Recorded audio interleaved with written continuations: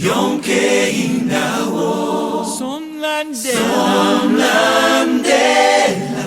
Somlandelu Jesu La poeya kona somlandela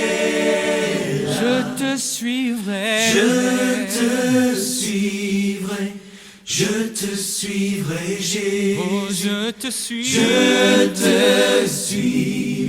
Mais toi, Dieu, je donne ma vie au Seigneur. J'accepte, peu importe le poids de tes grès, ce qui se passe le jour du Seigneur, je ne peux pas rester à la maison. Comment ça se fait que toi qui acceptes de servir le Seigneur, toi qui acceptes d'être un enfant de Dieu, qui est né de nouveau, accepte de passer le dimanche à la maison devant la télé, comme si rien n'était. Les gens n'ont plus peur de Dieu. Ça dit que le jour du Seigneur, je peux faire ce que je veux. Mais ces mêmes personnes-là pleurent. Mais Jésus, comment ma vie ne marche pas? Comment ma vie ne se passe pas bien? Comment les soucis sont dans ma vie? Les gens là essayent de se poser des questions.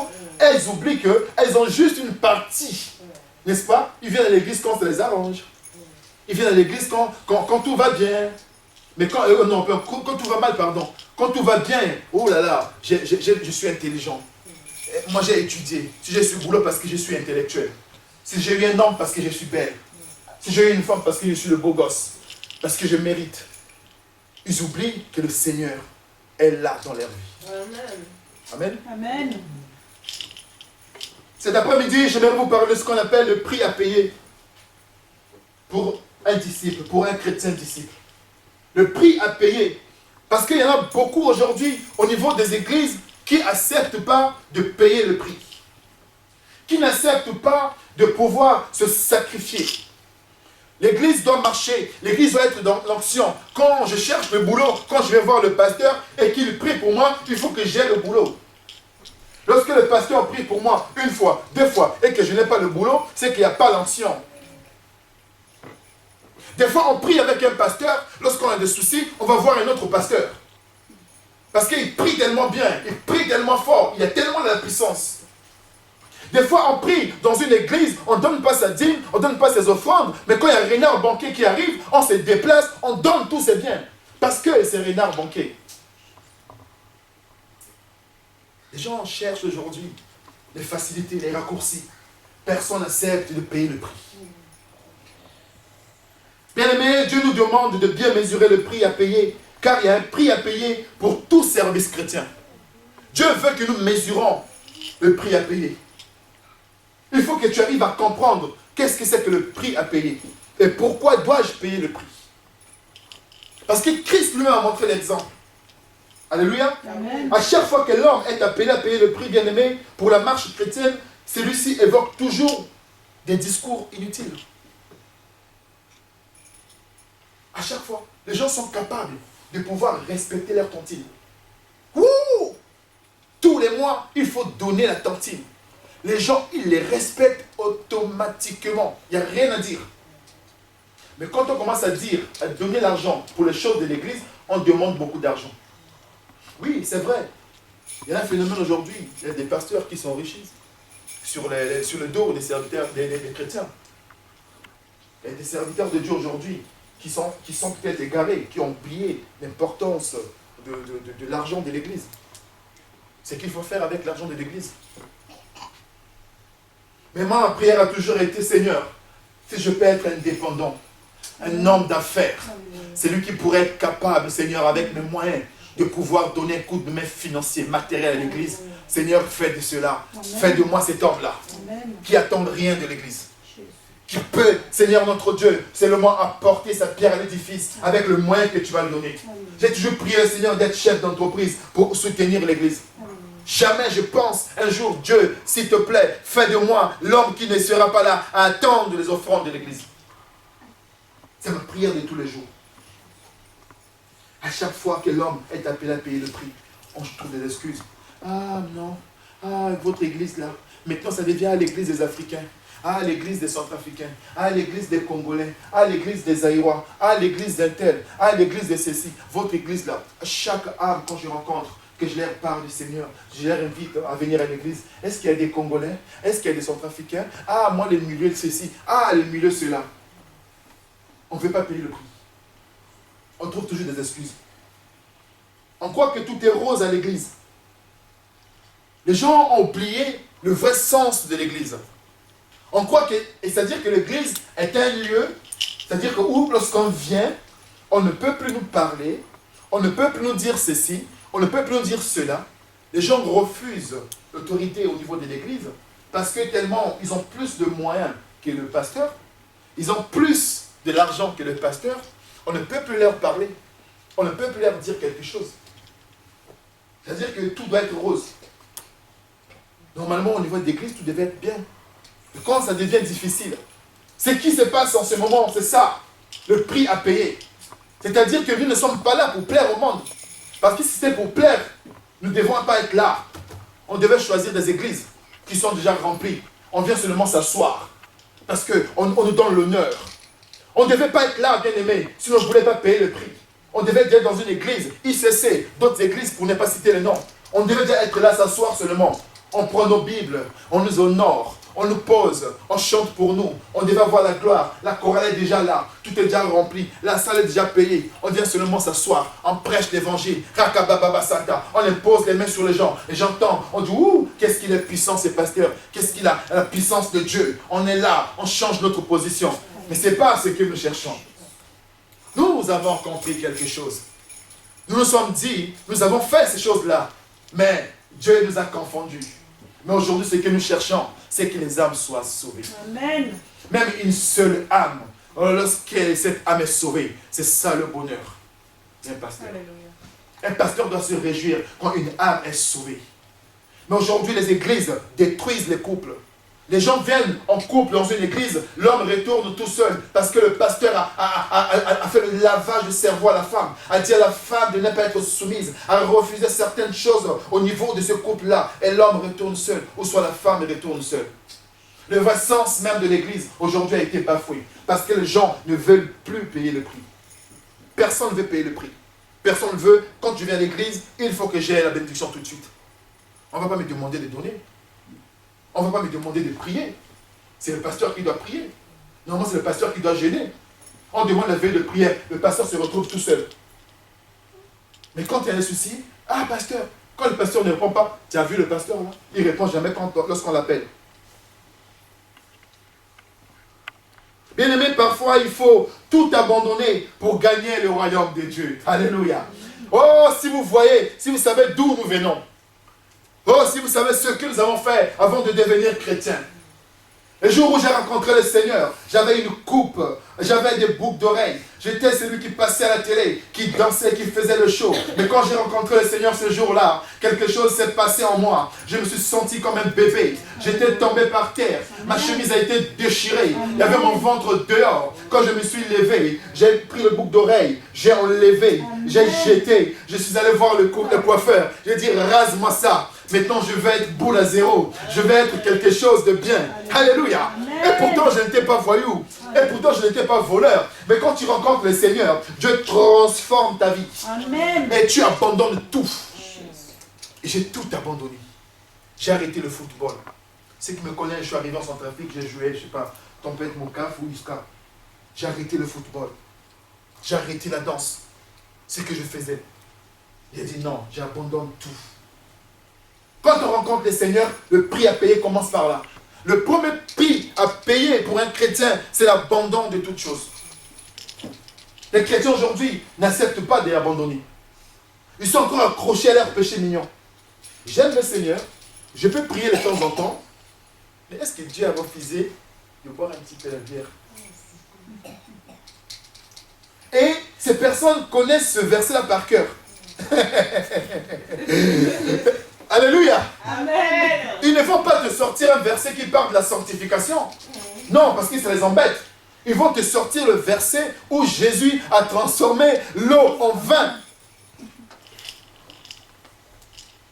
Oh, certaines personnes sont venues dans le Seigneur, aiment le Seigneur, mais il y a encore quelque chose qui les accroche encore. Ils sont encore accrochés à quelques péchés. Pour gagner le royaume de Dieu, arriver à un moment, il faut tout abandonner. C'est ça le premier prix à payer. Je paye le prix de l'abandon de toutes choses. Les choses qui nuisent à mon corps, les choses qui m'empêchent de grandir, les choses qui m'empêchent d'être moi-même, d'être vrai, d'être sincère. C'est le premier prix à payer. c'est pas l'honneur. Oh, j'aimais beaucoup m'habiller. À Brazza, vous connaissez les Congolais. J'aimais beaucoup m'habiller. J'ai refusé d'être baptisé 2 fois parce que je n'avais pas le super sang que j'avais demandé à ma mère. Parce que je n'avais pas l'ensemble de church que j'avais demandé à ma mère. Church anglaise que j'avais demandé. Je voulais être baptisé avec church anglaise super sang pour montrer à Jean au niveau de son trafic que je savais m'habiller. Je venais du Congo et tout. Et Dieu m'a confondu. Si vous voyez la photo de mon baptême, vous ne pouvez même pas croire. Alléluia.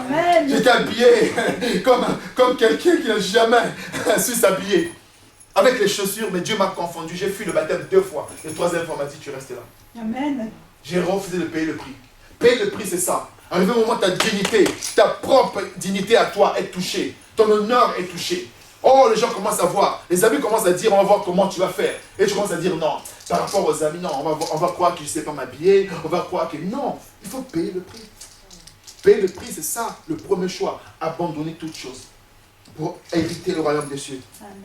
La Bible dit que si notre bras nous entraîne dans le péché, vous méritez rentrer le royaume des cieux, manchot, vous me coupez ce bras-là. Bien-aimé, Jésus est un homme de souffrance. Il a payé le prix et a donné un exemple.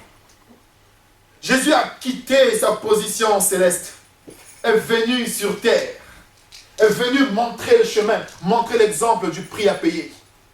C'est-à-dire qu'arrivé un moment pour payer le prix, il faut quitter sa position qu'on occupe. Tu ne peux pas rester à courir après les gloires, après les quantités, après les grandes églises et vouloir payer le prix. Ça va être difficile. Parce qu'aujourd'hui, les chrétiens veulent que tout soit fait déjà. Qui a déjà la chorale, qui a déjà le pasteur barbu, vieux, ancien. Si tu es jeune, dis non, le jeune là, non, qu'est-ce qu'il a? Est-ce qu'il a même l'expérience? Les gens veulent que tout soit déjà préparé, tout soit déjà arrangé. Quand ils arrivent seulement, quand on leur pose les mains seulement comme ça, ils ont la bénédiction. Personne ne refuse de payer le prix. Le jeûne, c'est le pasteur. Les veillées, c'est le pasteur. La prédication, c'est les pasteurs. La modération, c'est les pasteurs. Christ a quitté sa position céleste. Là où il était, il avait tous sa gloire. Où les anges venaient seulement l'adorer. Il a quitté cette position. Il est venu plus bas. Vous savez, pour qu'un avion décolle, ça part de bas. Alléluia. Ça part de bas pour décoller. Soit tu commences par là-haut et tu vas atterrir, soit tu commences par le bas et que tu décolles.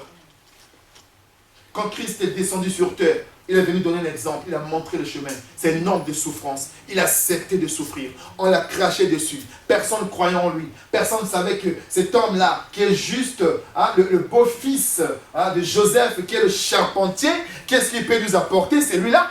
Alléluia. Jésus n'était pas en super sang. Jésus n'était pas en cravate. Jésus n'avait pas les moyens, les Rolls, n'avait pas des voitures, des grosses voitures. Mais il a quitté sa position. Il pouvait avoir tout ça. Il a dit non, il faut payer le prix. Il a accepté de manger avec ses disciples. Il a accepté de marcher à pied. Il a accepté d'être déshonoré. On l'a insulté. On l'a traité de tous les noms. Mais il a payé le prix. Vous savez, il y a une expression qui dit on éprouve la valeur de l'or par le feu. Alléluia. Amen. On éprouve la valeur de l'or par le feu. C'est-à-dire qu'il arrive un moment dans la vie, des fois vous vous demandez, mais qu'est-ce que j'ai fait? Pourquoi tout me tombe dessus? Rien ne marche. Rien ne va. Des fois, tu as même honte de tenir ta Bible parce que ta vie que tu vis ne correspond pas à un chrétien. Tu es même plus malheureux, plus souffrant que même ceux qui sont dans le monde. Oh, dans ta famille, dans ton couple, dans ton foyer, et rien ne va. Tu as même honte de parler même du nom de Jésus. Dans ta famille, personne ne te respecte parce qu'on connaît ton caractère, on connaît ce que tu vis. Toi, si tu parles de Dieu, tu n'as même pas de moyens, tu es au chômage, tu souffres. Toi aussi, toi tu veux prier pour moi. Vous savez, l'or, avant que ça soit, mais c'est comme qui brille là, avant qu'on mette sur nous les femmes qui connaissent la valeur des bijoux. Quand on passe à travers une vitre, quand on voit les bijoux derrière, on dit waouh. On ne sait même pas qui est-ce qu'il a fait. On ne sait même pas d'où ça vient. Mais on est devant la vitrine. Quand on regarde les bijoux qui brillent, on dit waouh, c'est magnifique. et vous voyez le prix à côté, vous dites oui, ça, personne ne peut l'acheter. Mais si on vous montre tout simplement comment ces bijoux-là a été travaillé, j'ai passé une fois seulement à côté des mecs qui font les bijoux là, qui font les feux qu'ils font là. Waouh! Le bijou, c'est-à-dire vous avez l'or en train d'être travaillé dans le feu, je ne sais pas combien de degrés. Travaillé. On va taper dessus. On va faire des choses dessus. Et si c'est l'or de valeur. Mais quand ça va finir, c'est là où on va reconnaître que c'est vraiment du bon, de la bonne qualité. Amen. Ta valeur va être éprouvée par des moments de difficulté. Dieu saura si tu le cherches réellement dans des conditions pareilles. Bien-aimé, dans toute épreuve, Dieu nous permet de sortir toujours plus que vainqueurs. Mais à condition que nous acceptions de payer le prix. On va lire un passage. Quelqu'un peut nous lire le livre de Luc? Luc chapitre 14, versets 25 à 33.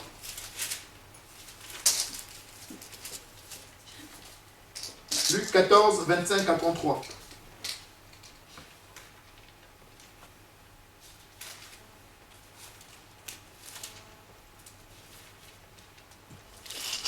Je lis au nom de Jésus. De grandes foules faisaient route avec Jésus. Il se retourna et leur dit, « Si quelqu'un vient à moi, et s'il ne hait pas son père, sa mère, sa femme, ses enfants, ses frères et sœurs, et même sa propre vie, il ne peut être mon disciple. Et quiconque ne porte pas sa croix et ne me suit pas, ne peut être mon disciple. Car lequel de vous, s'il veut bâtir une tour, ne s'assied d'abord pour calculer la dépense et voir s'il a de quoi la terminer, de peur qu'après avoir posé les fondements, il ne puisse l'achever et que tous ceux qui le verront ne se mettent à le râler. En disant, cet homme a commencé à bâtir et il n'a pu achever. Ou quel roi, s'il va faire la guerre à un autre roi, ne s'assied d'abord pour examiner s'il peut, avec 10 000 hommes, marcher à la rencontre de celui qui vient l'attaquer avec 20 000. S'il ne le peut, tandis que cet autre roi est encore loin, il lui envoie une ambassade pour demander la paix. Ainsi donc, quiconque d'entre vous ne renonce pas à tout ce qu'il possède ne peut être mon disciple. Alléluia. Amen. Là, la Bible nous parle sur la fille d'un disciple. Il dit, tout simplement, il dit, des grandes foules faisaient route avec lui, avec Jésus, et Jésus se retourna et leur dit, aujourd'hui, si Jésus se retourne, bim, si Jésus apparaît là, te pose la question de savoir, est-ce que tu es prêt là, aujourd'hui, là, de tout renoncer? Aujourd'hui, si Dieu te dit de quitter Lyon et d'aller à Marseille ou de retourner en Centrafrique, tu vas dire non, il est fou. Il y a la guerre en Centrafrique qui me demande de retourner là-bas. Ça ne vient pas de Dieu. Qui est ce Dieu-là qui me demande de retourner dans un pays où il y a la guerre? Aujourd'hui, parfois, nous ne comprenons pas beaucoup de choses au niveau spirituel parce que nous nous attachons à des coutumes, nous attachons à la culture. Tu ne peux pas servir Dieu en étant encore attaché à tes coutumes, à tes traditions. Il faut que tu renonces d'abord à ces choses-là. Et les chrétiens, des fois, quand tu les entends parler, disent, bon, on va d'abord laisser les choses de Dieu là de côté. On va régler ça d'abord homme à homme. Mais non. Tu ne peux plus te permettre de pouvoir régler les choses étant que tout le monde. Tu as la justice de Dieu en toi. Amen. Tu as la sainteté de Dieu en toi. Amen. Tu as l'onction de Dieu en toi. Amen. La Bible dit, ne combattez pas la tentation, il faut la fuir. Amen. Moi, aujourd'hui, si tu viens me chercher à la bagarre, moi je fuis. Parce que je sais que si j'essaye, tout simplement, ce n'est pas vraiment quelque chose qui va m'honorer. Le diable ne cherche que ça. Écoutez ce qu'il dit. Il dit tout simplement, il dit, quand il s'est retourné, il dit, si quelqu'un vient à moi et ne déteste pas son père, sa mère, sa femme, ses enfants, ses frères, ses sœurs, et même pas sa propre vie, c'est choquant. Hein? On ne peut pas comprendre ça. On ne vous demande pas de vous séparer. On ne vous demande pas de vous divorcer. On ne vous demande pas de haïr vos enfants. Mais quand il fait beau, hein, tu vois, il fait froid, sous la couette, chérie, oh, il fait trop froid, on ne peut pas sortir. Oh. L'église, même si on loupe l'église aujourd'hui, ce n'est pas un problème.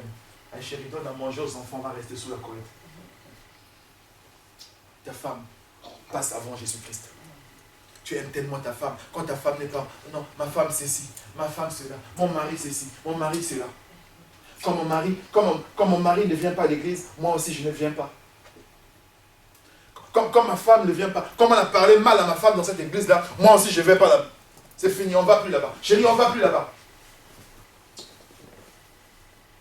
Les gens sont accrochés, attachés à leurs femmes, à leurs enfants, plus que le Seigneur. Ils n'ont pas encore renoncé à certaines choses.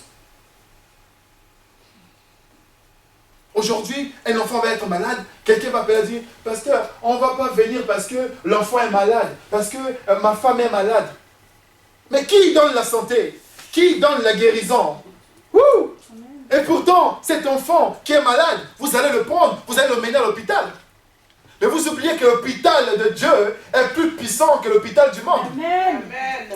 Au lieu d'amener l'enfant à l'église, vous préférez amener l'enfant aux urgences où vous allez attendre des heures et des heures et des heures. Des fois, l'enfant va mourir même. Amenez l'enfant à l'église si vous avez la foi. Je préfère même dire que, ok, je viens d'abord à l'église, si l'église finit, après je peux aller aux urgences. Si Dieu permet que j'aille aux urgences, je vais aller aux urgences. Pour que la gloire leur revienne à lui seul. Amen. Les gens sont attachés à leurs femmes, à leurs enfants. Les gens sont attachés d'abord à leurs sœurs. Ils ont oublié de payer le prix pour le Seigneur. Bien aimé, le prix à payer a toujours existé pour les chrétiens primitifs. Pour payer le prix dans la marche chrétienne, lorsque nous affranchissons les obstacles, il faut accepter de combattre l'ennemi. C'est-à-dire que je ne dois pas arriver à un moment, si je vois que ça devient difficile, je recule et j'abandonne tout. Aujourd'hui, quand tout devient difficile, on accuse le Satan, on accuse le diable, on accuse le pasteur, on accuse l'église, on trouve les prétextes. On n'a plus la force de s'agenouiller et de prier pour son pasteur. On n'a plus la force de pouvoir s'agenouiller, prendre des moments de jeûne et de prier pour l'église. Dès qu'il y a un problème dans l'église, on quitte l'église, on part. Sans demander la volonté de Dieu. Dès qu'il y a un petit souci au niveau de l'église, on quitte, on part. Dès que le pasteur a fait une erreur, on quitte, on part. Il y avait un serviteur de Dieu, apôtre Clément ou apôtre Capou, il disait, si une église est magnifique, est sainte, qui existe, dès que moi je rentre dans cette église-là, elle est plus parfaite. Parce que je suis pécheur. Donc aucune église n'est parfaite. L'église c'est quoi? L'église c'est toi, c'est moi.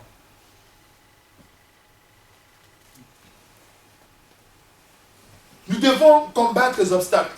Nous devons accepter de souffrir, de payer le prix. Même quand c'est difficile, sachant que le Seigneur, le seul, saura à quel moment nous récompenser.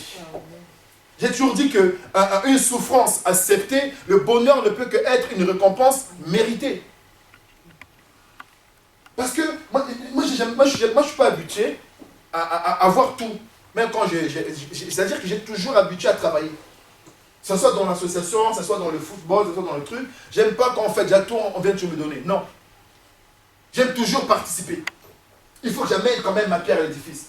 Mais les chrétiens aujourd'hui, non. Si je me mets devant, si je mets ceci, je vais commencer à jeûner, je vais commencer à prier, je vais commencer à donner mes dîmes, je vais commencer à donner mes offrandes. Oh là là, oh l'église ceci, oh l'église cela. On refuse de payer le prix. On veut avoir de la bénédiction. Si on dit que, si tout de suite là, venez devant, je vais prier pour vous, ou Dieu va vous bénir, vous aurez ceci, vous aurez cela, tout le monde va venir. Mais quand on dit, venez devant, on va prier pour vous, pour que vous allez ouvrir une église à Saint-Étienne, elle va dire, moi j'ai mon travail à Lyon, moi j'ai mon chéri, j'ai mes enfants qui sont scolarisés à Lyon, je vais encore les enlever à l'école pour aller encore refaire la vie là-bas. Ah non, non, moi je reste avec mes enfants ici. Ça ne vient pas de Dieu.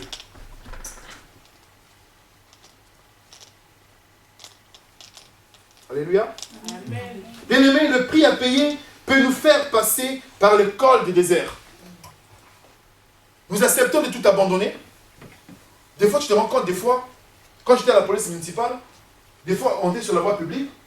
Une fois que quelqu'un est en train de verbaliser une voiture, la personne vient,